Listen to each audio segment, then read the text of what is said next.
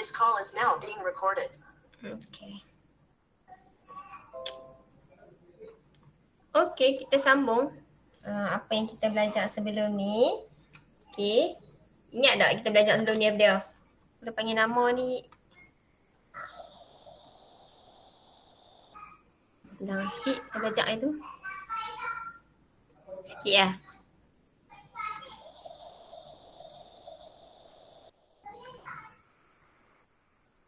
Okay.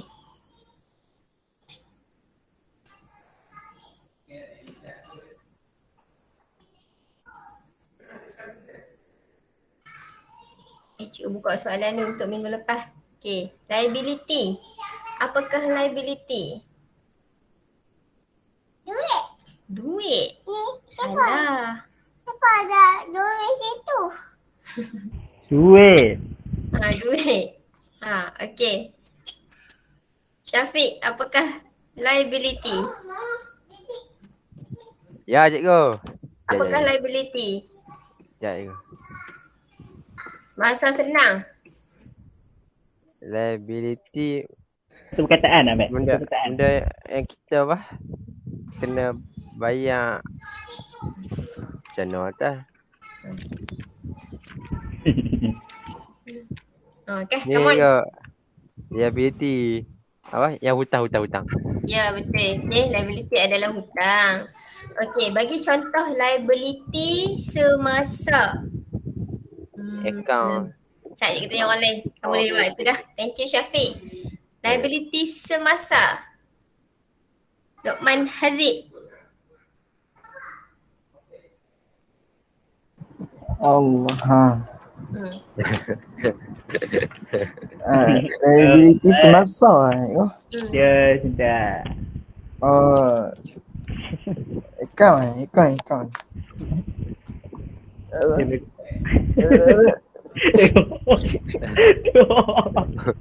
Menunjuk.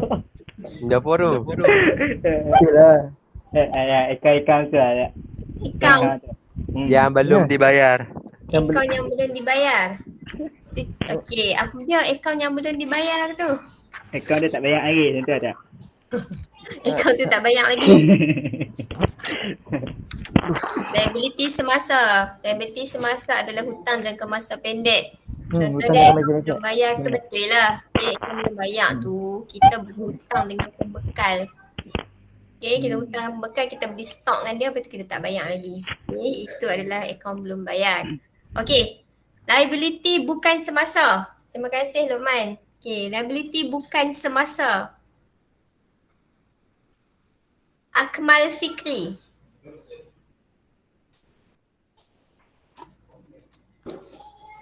Ya, cikgu. Liability bukan semasa. Contoh ke? Contoh dia. Contoh dia kelengkapan pejabat. Kelengkapan pejabat, aset. Ini hutang Liability Aset. bukan semasa. Hutang jangka masa panjang. Bukan. Asuran kenderaan tu. Ansuran kenderaan, betul? Okay. Pinjaman cikgu, pinjaman. Pinjaman. Betul. Okay, so pinjaman. liability ni hutang, dia ada jangka masa pendek, jangka masa panjang, jangka masa pendek. Liability bukan semasa, jangka masa panjang. Okay, equity apa dia? Fawaz. Ya. Equity apa Fawaz? Modal. Betul. Betul. Okay. Apa lagi nak tanya? Habislah tu. Okay. So hari ni kita nak tengok siapa yang nak tengok penyata keuangan ni. Okay. Dan kenapa dia nak tengok penyata keuangan kita. Okay. So orang yang pertama yang nak tengok adalah pemegang saham ataupun pemilik. Pemilik dan pemegang saham ni adalah orang yang sama. Okay. Jadi kalau dia pegang saham, dialah yang memiliki perniagaan tersebut. Okey. Yang kedua adalah pelabur. Okey, pelabur pun nak tengok penyata keuangan kita. Pihak pengurusan ni orang yang bekerja, yang menguruskan perniagaan. Okey. Pembiaya ataupun institusi keuangan. Okey, nama lain dia adalah bank ataupun kerajaan yang bagi pinjam duit. Depa pun nak tengok kita punya penyata keuangan. dan juga pembekal. Pembekal. Okey, pembekal barang niaga kita ni. Okey, mari kita tengok pasal apa dia pun nak tengok penyata keuangan kita ni. Okey. So pemegang saham ataupun pemilik, bila kamu memiliki perniagaan, mestilah nak tengok penyata keuangan. Untuk apa kita nak tengok kedudukan keuangan perniagaan untuk menentukan hala tuju. Okey, maksud dia bila kita tengok kita punya penyata keuangan tu, ni perniagaan kita, tengok oi untung banyak ni. Jadi kita boleh ubah hala tuju syarikat kita dengan kita boleh ubah VMO kita, visi, misi, objektif. Okey, tu tujuan pemilik nak tengok. Dia nak tengok sama ada dia nak tentukan hala tuju perniagaan tu nak tambah jualan ke, nak tambah pelanggan ataupun sebagainya. Yang kedua, pemilik nak tengok, mestilah nak tengok ni. Allah, pergi mana dah pen cikgu ni? Sana. Dia tak muncul pula dah di dalam.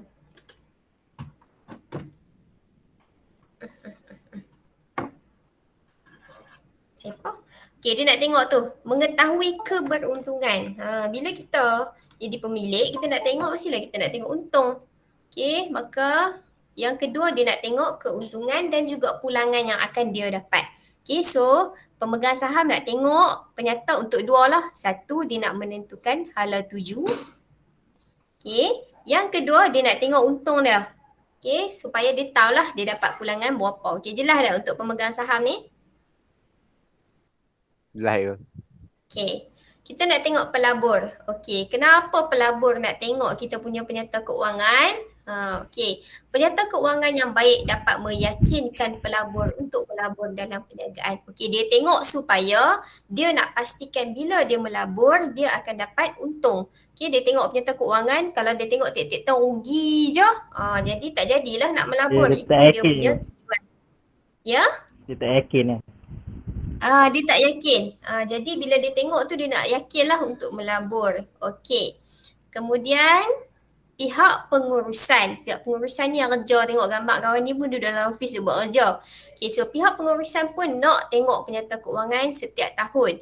Okey, dia nak tengok kunci kira-kira, dia nak tengok penyata keuangan untuk apa? Okey, kita tengok yang pertama. Mula-mula dia nak tengok prestasi perniagaan. Kalau dia tengok untung semakin bertambah tiap-tiap tahun, jadi dia boleh kata prestasi perniagaan kita ni semakin baik.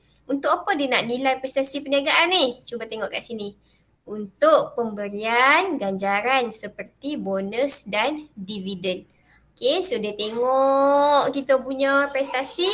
Kalau bagus, boleh bagi bonus lebih. Boleh bagi dividen lebih. Itu tujuan dia yang pertama.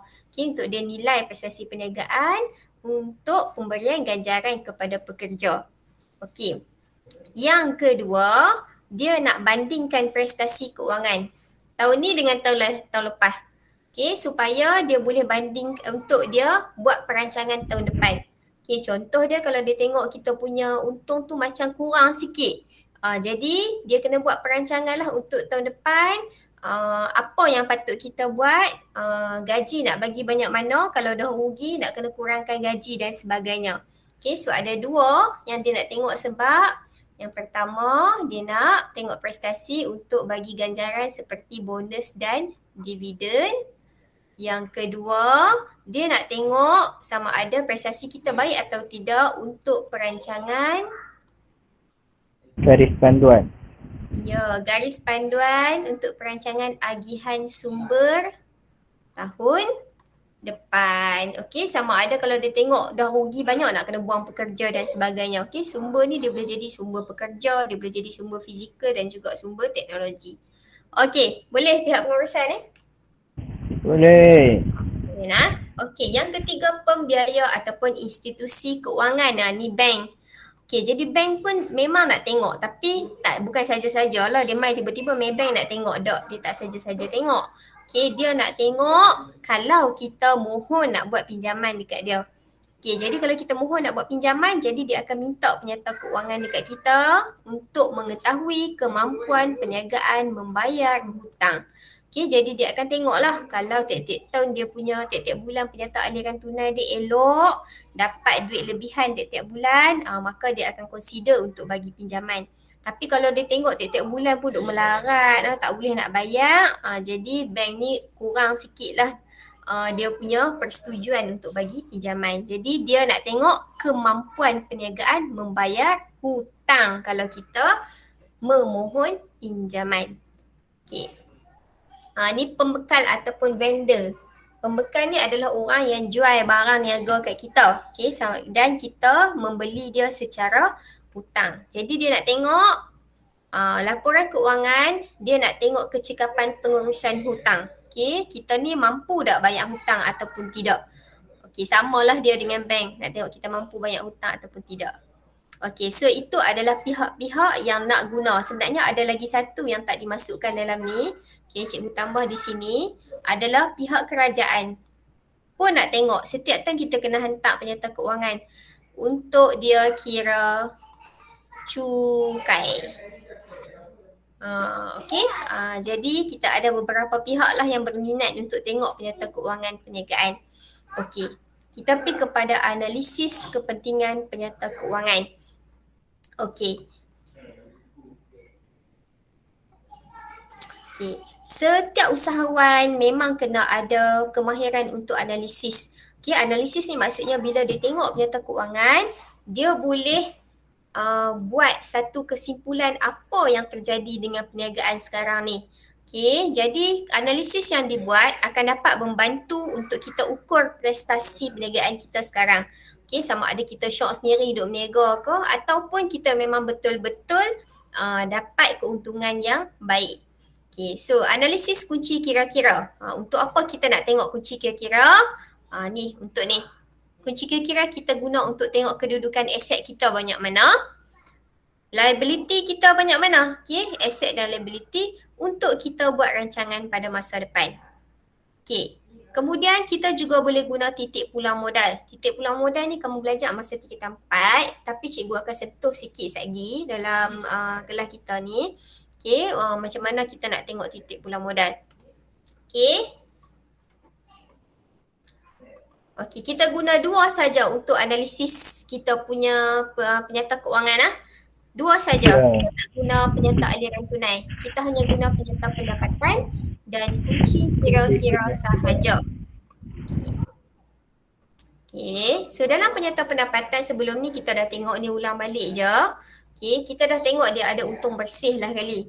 Jadi kenapa kita guna dia? Kita nak analisis untuk ukur prestasi perniagaan. Okey, macam mana kita nak tengok untung? Macam mana nak dapat untung? Untung akan diperoleh setelah kita ambil hasil jualan, kita tolak dengan kos jualan. Okey, ni simple je lah hasil jualan kita. Katakanlah kita jual hari tu, dapat jualan dia kira-kira dapat RM10,000. Lepas tu kita ambil kos jualan kita. Kos jualan kita katalah RM3,000. Okey, jadi hari tu untung kita adalah RM7,000. Okey, hasil jualan tolak kos jualan dapat untung. Okey, so prestasi perniagaan yang bertambah baik. Okey, macam mana kita kata perniagaan kita bertambah baik? Ada dua cara. Satu, kalau perniagaan kita untung. Okey, kalau perniagaan kita untung dan untung dia semakin bertambah setiap tahun. Ni kita kata prestasi perniagaan yang semakin baik. Ataupun kalau kita rugi tapi setiap tahun rugi kita semakin kurang ataupun rugi tu makin sikit, juga kita kata perniagaan kita prestasinya bertambah baik. Okey, jadi ada dua keadaan lah prestasi yang bertambah baik ni. Satu, untung bertambah setiap tahun, ataupun kalau perniagaan kita rugi tapi rugi dia kurang. Makin kurang. Jadi itu pun kita kata prestasi dia semakin baik. Okey, kita juga boleh guna penyata pendapatan untuk ramal prestasi perniagaan masa depan. Okey, jadi kita boleh tengoklah kalau 2018 kita tengok penyata pendapatan kita, untung kita 2,000. 2019 dia naik 3,000. 2020 dia naik 4,000. Kita boleh jangka 2021 mungkin dia naik 5,000. Okey, so kita boleh ramal prestasi melalui kita tengok penyata pendapatan kita. Okey, kita boleh rancang strategi lah. Okey, dengan kita kawal jumlah perbelanjaan operasi. Okey, apa maksud perbelanjaan operasi? Perbelanjaan operasi ni adalah belanja yang tak melibatkan belian barang. Okey, belanja-belanja yang bukan barang. Sebelum ni kita belajar belanja yang bukan barang ni, belanja barang kita kos kita angkut barang, kos beli barang, kos simpan barang. Semua tu belanja belian barang. Itu bukan kos operasi. Kos operasi ni adalah kos kita nak menjalankan perniagaan kita. Contoh dia, okey, belanja sewa. Dia tak melibatkan barang niaga. Ataupun gaji pekerja. Okey, ataupun bil utility ataupun bil elektrik dan air kita. Semua ni kos operasi. Okey, dia tak melibatkan belian barang niaga. Okey, jadi kalau kita nak untung, okey, kita nak tingkatkan untung, tapi kita tak mau kacau jualan kita, jadi kita kontrol kos operasi ni. Okey, kita kurangkan belanja sewa, kita kurangkan gaji pekerja, kita kurangkan utility. Jadi kita boleh dapat tingkatkan sedikit lah untung kita. Kalau kita ni tengah duduk teruk lah, tengah duduk rugi. Jadi boleh kontrol benda ni untuk teruskan perniagaan kita. Okey, mengetahui kedudukan keuangan yang dihadapi dan tindakan yang terbaik. Okay, tak ada apa. Okey. Dalam meningkatkan jumlah keuntungan, pengurusan keuangan perlu diselaraskan mengikut keperluan dan belanjawan. Okey, tak ada apa. Okey, mari kita tengok kunci kira-kira. Tadi penyata pendapatan. Penyata pendapatan tu kita guna untuk kita ramal prestasi tahun depan. Kita guna untuk kita kontrol kita punya belanja operasi supaya kita dapat kekalkan kita punya untung. Kunci kira-kira pula, apa dia punya tujuan dia? Kita, ayat yang samalah. Nak tahu kedudukan aset semasa, aset bukan semasa. Tahu kedudukan liability dan equity. Ini memang tujuan kunci kira-kira. Okay, analisis dia memang macam tu. Asset, equity, liability. Asset, equity, liability. Okay. Ni dia TPM. Okay. TPM ni belajar dengan Saiful lah tahun lepas. Siapa ingat? Tiap pulang modal. Sudah. Siapa ingat? Nak tanya siapa lah. Okey, siapa yang macam mengaku? Kita panggil siapa lagi lah. Okey, Najwan.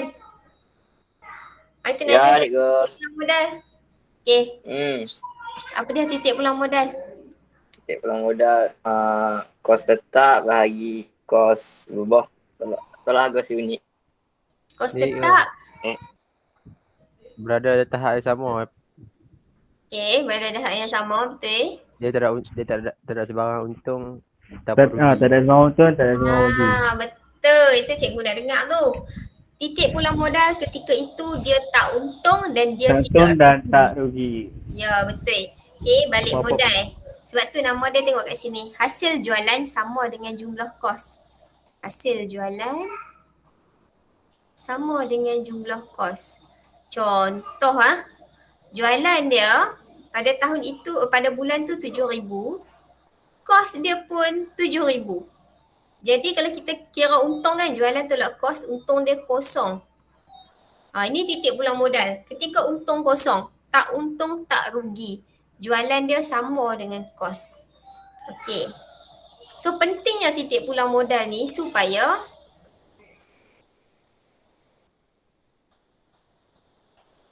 pentingnya dia supaya kita dapat tahu berapa banyak bilangan barang yang kita patut keluarkan untuk memastikan kita tidak rugi. Dia macam benchmark lah. Okay. Benchmark hang kena bawa keluar banyak ni produk supaya hang tak rugi. Okay. Jadi kita akan tengok TPM ya. Allah. Mana mouse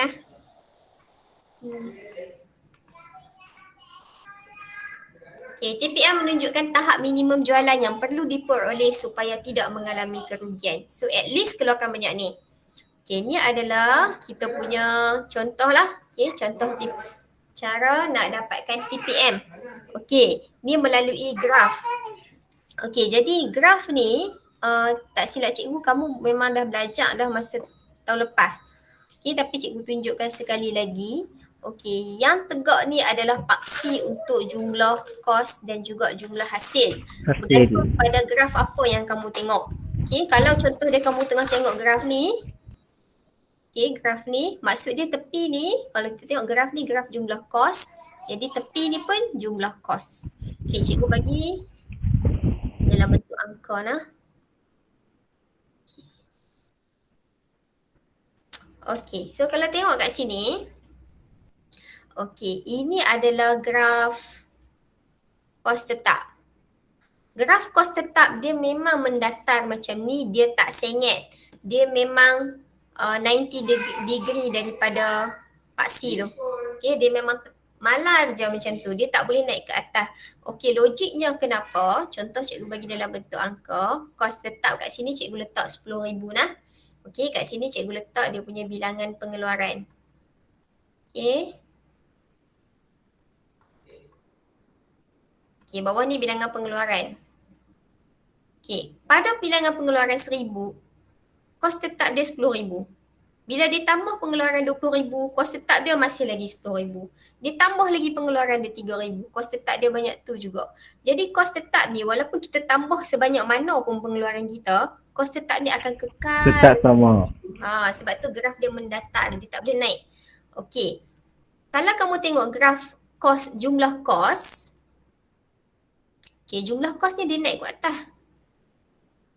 Dan jumlah kos ni graf dia tak boleh mula dari kosong. Dia wajib mula daripada kos tetap tau ni. Okay, dia tak boleh mula tau ni. Salah. Okay, logiknya kenapa? Sebab jumlah kos ini hasil daripada kita tambah kos tetap dengan kos berubah. Okay, logiknya, okay, contoh okay, kos tetap tambah kos berubah dapat jumlah kos. Okey, kos tetap kita tahu dah 10,000. 10,000. Okey, di sini pengeluaran kosong. Kos berubah, bila pengeluaran kosong, kita tak bayar. Contoh dia kita bawa keluar, kita jual cok pisang. Kalau kita tak jual cok pisang, kita pun tak bayar. Kita tak bayar buah pisang, kita tak bayar minyak, kita tak bayar tepung sebab kita tak jual hari tu. Tapi kita masih kena bayar sewa tapak, tu kos tetap. Jadi bila kita tak bawa keluar apa-apa, kos berubah akan kosong. Okay, jadi jumlah kos ketika pengeluaran kosong, dia akan bermula di nilai kos tetap di sini.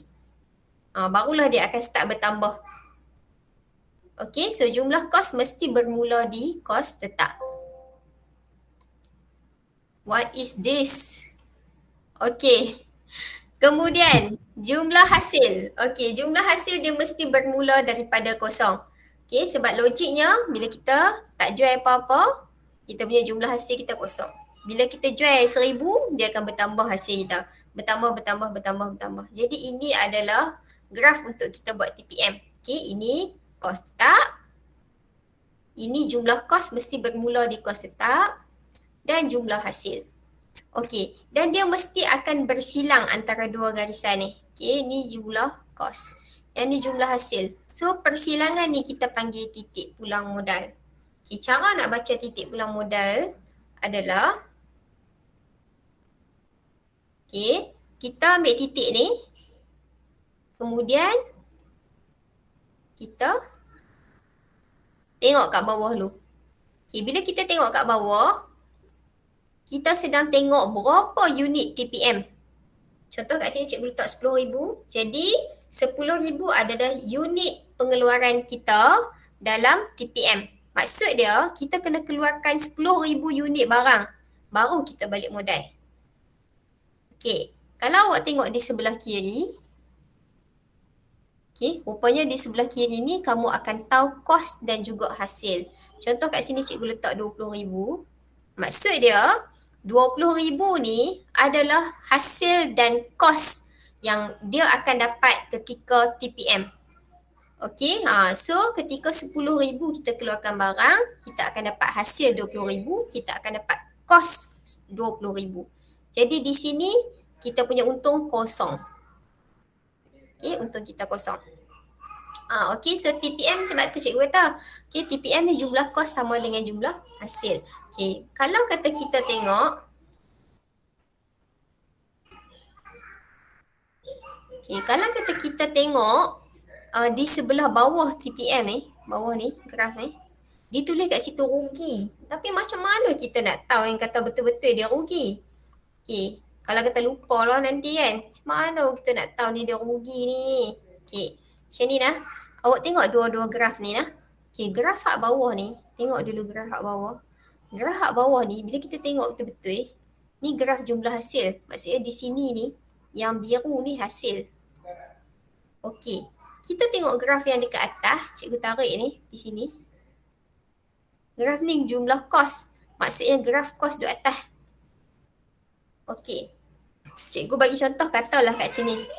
Okey, pengeluaran kat sini 5,000. Okey, logiknya dulu bukan dalam bentuk angka dah, cikgu bagi logik.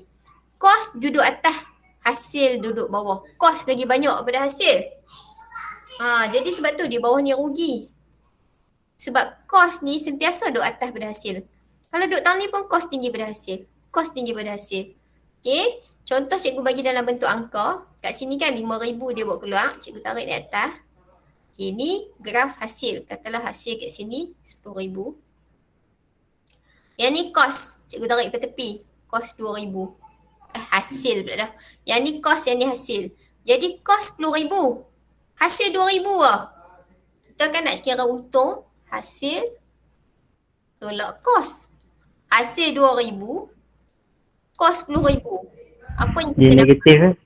negatif. Maksudnya kita rugi. Okay, kos lagi tinggi daripada hasil.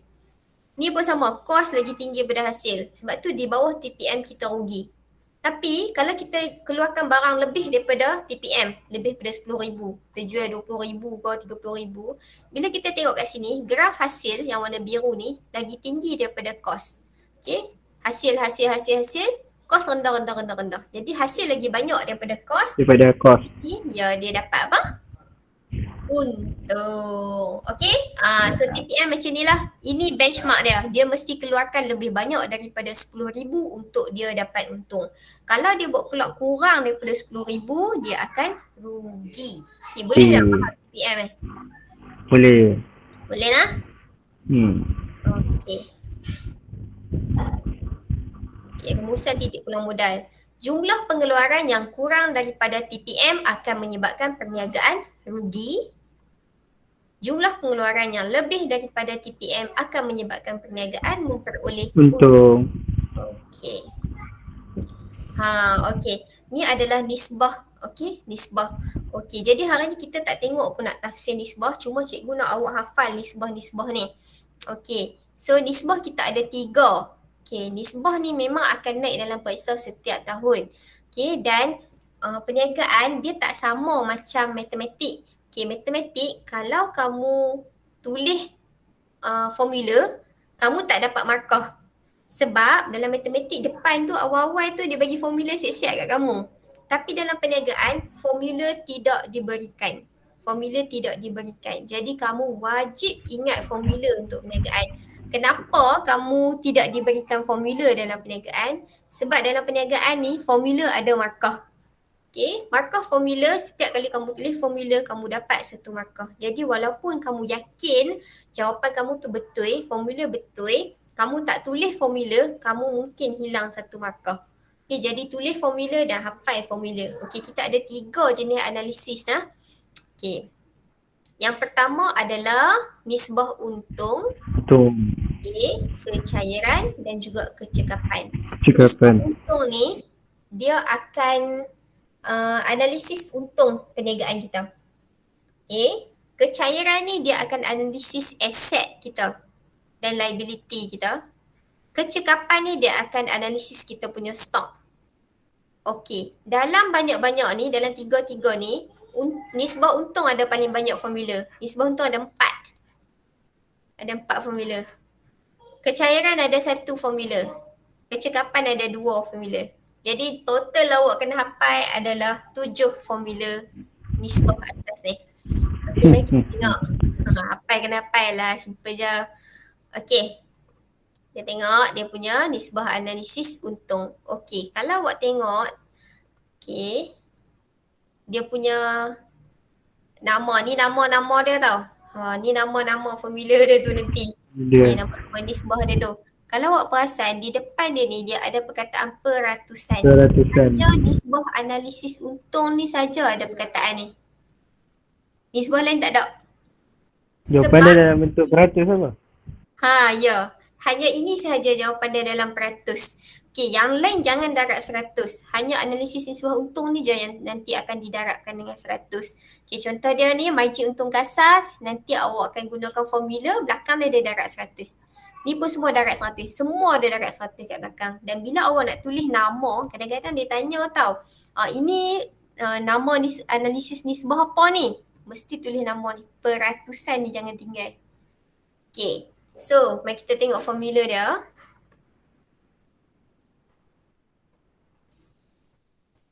Okay, formula dia.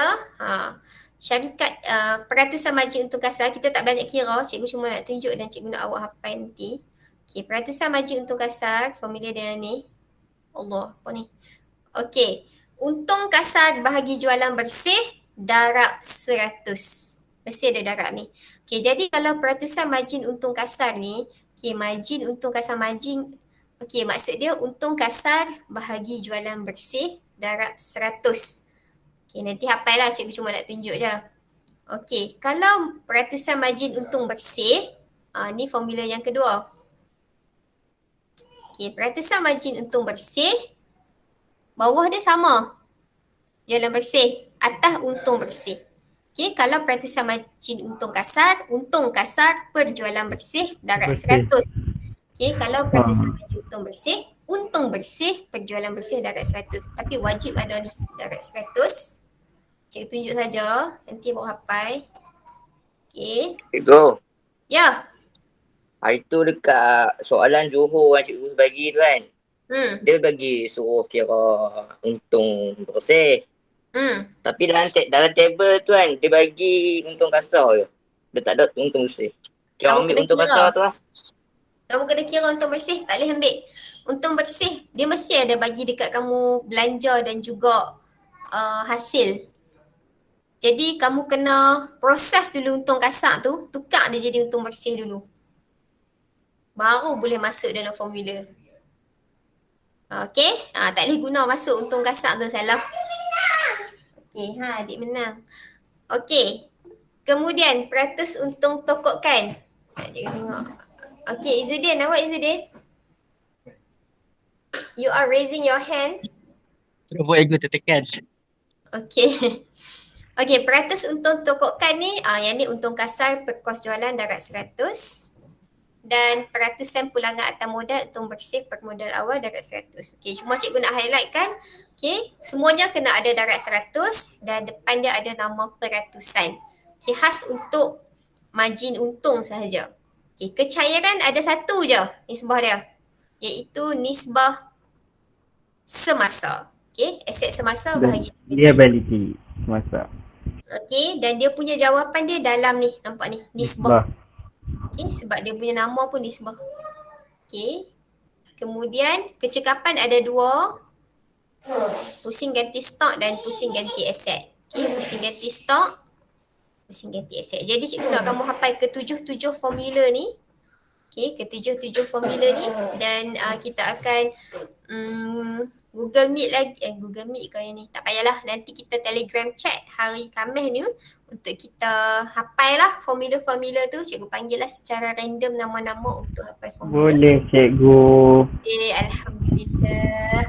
Okay, so itu sahaja. Sekejap cikgu akan hantar nota ringkas untuk tingkatan 4 dengan tingkatan 5 punya bab untuk kamu ambil lah. Nanti cikgu print dan photostat jadikan modul, tapi buat masalah kamu ambil dulu dalam soft copy.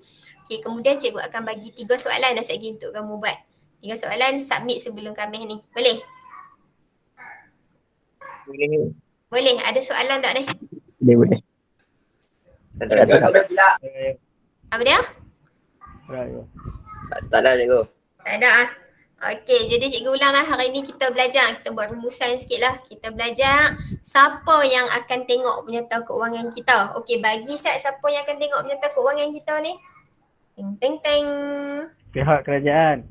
Kerajaan untuk apa tu? Untuk apa dia tadi, cukai. Betul, kira cukai. Lagi, siapa lagi nak tengok penyata keuangan kita? Lokal. Siapa? Bank. Bekal. Okey, bank ataupun institusi keuangan untuk apa? Untuk nak tengok kita ni boleh bayar dia punya hutang. Ya, Okey, hutang. kita tengok kemampuan membayar hutang. Tadi cikgu dengar ada yang kata pembekal. Okey, untuk apa tu? Okay. Nak tengok boleh bayar hutang ke tak kok. Dia sama macam bank. Sama je macam bank. Mampu bayar Ya. hutang ataupun tidak. Lagi, ada lagi. Yang dalam syarikat ni siapa nak tengok? Pelabur. Pelabur. Untuk apa pelabur tengok? Untuk meyakinkan pelabur pelabur Pelabur. dalam dia punya bisnes. Okey, untuk yakin melabur dalam perniagaan kita. Lagi, dua lagi. Pemegang saham. Pemegang saham atau pemilik untuk apa? Mengetahui kedudukan kewangan syarikat Oi, dan mantap menentukan Iqbal. hala Okey, tuju. untuk apa? Dia nak tahu tu. Menentukan hala tuju. Sebab dia nak tengok tiap contoh ni macam mana. Betul nanti dia boleh contoh kalau lagi elok dia punya ni sebenarnya dia boleh ubah juga orang ni objektif, misi dan visi semua tu. Okey, betul. Untuk dia menentukan hala tuju, untuk dia ubah VMO kalau perlu. Dan yang kedua untuk dia tengok Pihak pengurusan tu. pihak pengurusan sebelum tu. Ada lagi pemilik ni dia nak tengok supaya dia nak tengok dia dapat untung banyak mana, dia dapat pulangan banyak mana. Okey, dan pihak Ya. Betul Syafiq.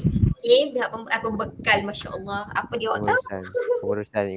Pengurusan. Pengurusan. Okey, pengurusan nak tengok untuk pemberian Bonus. Atau Bonus dan dividen. Dividen. Okey, dan juga dia nak membandingkan. Bandingkan keuntungan setiap tahun semasa dan Setiap tahun semasa. sebelumnya.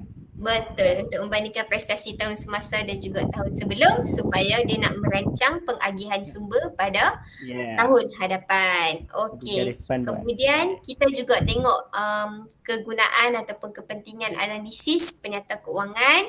Okey, analisis penyata keuangan kalau untuk penyata pendapatan ni untuk apa? Untuk nak tengok keuntungan, untuk nak Ya, persepsi meningkatkan jumlah keuntungan. untuk meningkatkan prestasi, untuk meningkatkan keuntungan. Kira-kira untuk tengok aset, tengok liability, tengok hutang. Okey, dan kita juga tengok TPM tadilah. Okey, TPM adalah kita punya benchmark supaya kita tahu kita nak keluarkan banyak mana supaya kita tidak rugi, dan kita dah tengok beberapa analisis untuk kamu hafal. Okey, itu sahaja. Terima kasih semua. Alhamdulillah. Sama-sama cikgu.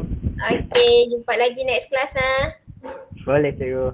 Okay, Assalamualaikum warahmatullahi wabarakatuh. Waalaikumsalam warahmatullahi Cikgu. Thank you cikgu. Terima kasih. Sama. Cikgu. Sama-sama. You.